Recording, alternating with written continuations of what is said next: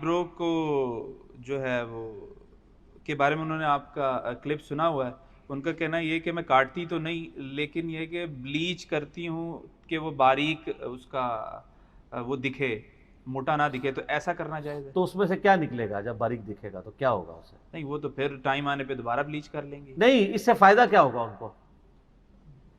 وہی ہے, زینت ہو گئی. زینت کس کے لیے وہ کرنا چاہ رہی ہیں؟ یہ ایک الگ سوال ہے, یہ نہیں لکھا انہوں نے. یہ پہلی چیز ہے کہ یہ وہ زینت کس کے لیے کرنا چاہ رہی ہے. ٹھیک ہے, تو وہ جس کے لیے زینت کرنا چاہ رہی ہیں اسی کو ایجوکیٹ کر دیں کہ بھئی اسلام نے اس چیز کو پسند نہیں کیا, ٹھیک تو وہ ان سے وہ زینت ڈیمانڈ ہی نہیں کرے گا.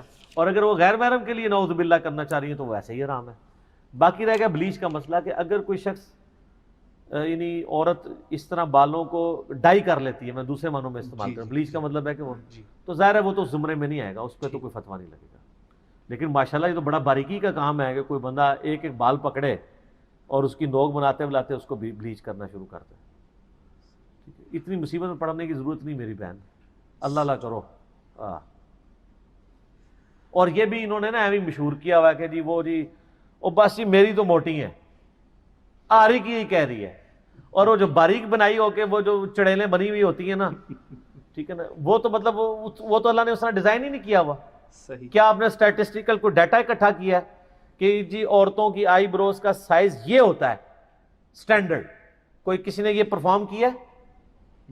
یا ڈاکٹر فرحت ہاشمی, میں جن کی بڑی عزت کرتا ہوں, انہوں نے کوئی اس طرح کا ڈیٹا اکٹھا کیا ہے جو انہوں نے اپنی اسٹوڈنٹس کو بتایا ہو کہ ہاں جی میں نے 1,00,000 عورتوں کے سائزز لیے ہیں جس سے مجھے پتا چلا ہے کہ جس عورت کے آئی بروز کا سائز اتنا موٹا اور اتنا لمبا ہے وہ تو نیچر کے اوپر ہے, باقی نیچر سے ہٹا ہے, اس کو اجازت ہے کاٹنے کی بھی. وہ تو کاٹنے کو بھی قائل کہتی ہیں نا جس کے بڑے ہوئے ہوں.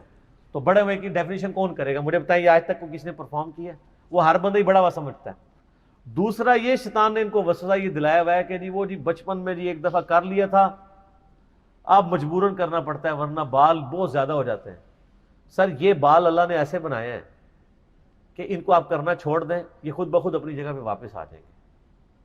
یہی وجہ ہے کہ آپ کو باقی بال تو کاٹنے پڑتے ہیں. کسی نے یہ کاٹے ہیں کبھی بال کے یہ بڑھ کے جناب ادھر لٹک رہے ہیں یا پلکیں لٹک رہی ہیں؟ یہ بھی اللہ کا کتنا کرم ہے سر.